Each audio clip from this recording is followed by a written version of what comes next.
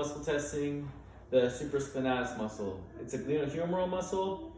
It originates from the supraspinous fossa and inserts into the glenohumeral head. It's innervated by C6 and C7. I'm going to go ahead and begin the manual muscle test by having my patient put her arm out at 30 degrees, tilting her head towards the same side and rotating away. This is isolating the supraspinatus muscle. I'm going to go ahead and stabilize the shoulder joint or the shoulder. That way she can't hike her shoulder, which is a compensation typically in the this manual muscle test. I'm going to have her thumb up, and she's going to go ahead and raise up against maximal resistance. Go ahead. All the way and back down. And that is the supraspinatus muscle. Next, I'll be manual muscle testing the coracobrachialis. This is the uppercut muscle. It is a glenohumeral muscle. It originates from the coracoid process and inserts into the midhumeral shaft. It's innervated by C6, C7, and I think that's it for that part. Okay, we're going to begin the manual muscle test by having her raise her fist, and it's an adductor, so we're going to have her internally rotate. Since it's the uppercut muscle, we're going to have her drive her fist up and away. So go ahead.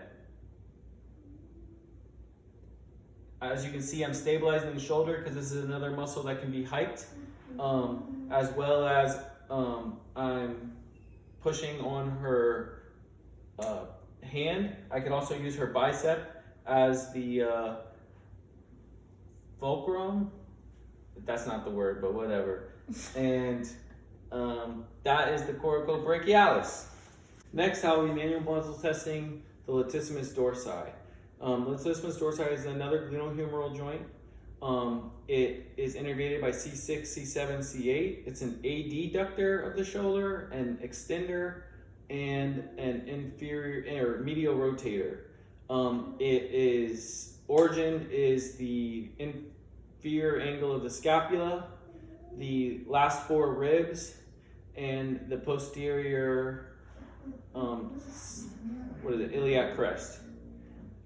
It inserts into the intertubular groove of the humerus. We're going to start in the prone position with the arm extended backward and medially rotated, which is thumb down. I'm going to bring the arm out and place my stabilization hand on her mid-thorax. We're going to look to see if there's any retraction in the scapula to make sure she's not compensating anyway. Please keep extended. I'm going to go ahead and begin the manual muscle test by having her resist against her dorsal forearm and begin. Alrighty, and back out. And good. And that is the latissimus dorsi. Next, I will be manually muscle testing the subscapularis. It's another glenohumeral joint. It originates from the subscapular fossa and inserts into the tubercle of the humerus. Its action is medial rotation, and it also stabilizes the glenohumeral joint. It's innervated by C5, C6, and C7. I believe that covers a lot of that part. I'm going to have my patient go to a 90-90 degree from prone. From this position, I'm going to stabilize her distal humeral head, and I'm going to ask my patient to internally rotate the her arm. Go ahead. Alrighty, and back. I'm using the forearm as the resistance arm, and I'm watching for humeral dislocation, kind of, to make sure that her arm stays perpendicular during the manual muscle test. Next, I will be manual muscle testing the lower trapezius. It is another scapular thoracic muscle or joint, or muscle, I guess. It innervates from C2, C3, and C4. It originates from the spinous processes of C7 through T12 and inserts into the spine of the scapula. Its actions are scapular retraction and rotation. I'm going to go ahead and begin the manual muscle test by having my patient rotate her thumb up and up towards her head. From this position, she's prone. I'm going to stabilize her scapula, and I'm going to look for compensations at the upper trap where she's going to be hiking her shoulder. From this position, I'm going to have my patient raise her shoulder or raise her arm. I'm going to be resisting at the distal forearm, and we're going to begin. All right, go ahead and raise your arm, back, back, back, and then back down. And that is the lower trapezius muscle. Next, I'll be manual muscle testing the upper trapezius. It is a scapular thoracic muscle. It originates from the protuberance and inserts into the spine of the scapula. It is innervated by C2, C3, and C4.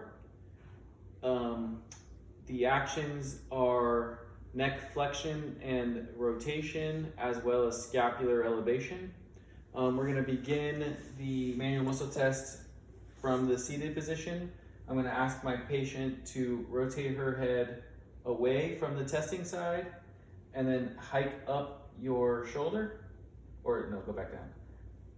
We're going to actually manual muscle test through that. So I'm going to ask my patient to rotate her head towards me as well as elevate her scapula at the same time. I'm going to place my hand on her head as well as her shoulder. All right, go ahead and rotate towards me and elevate your shoulder. Ready, go, and back down. Alrighty, that is the manual muscle test for the upper trapezius. Since we are already hiking the shoulder, you're not really going to notice many,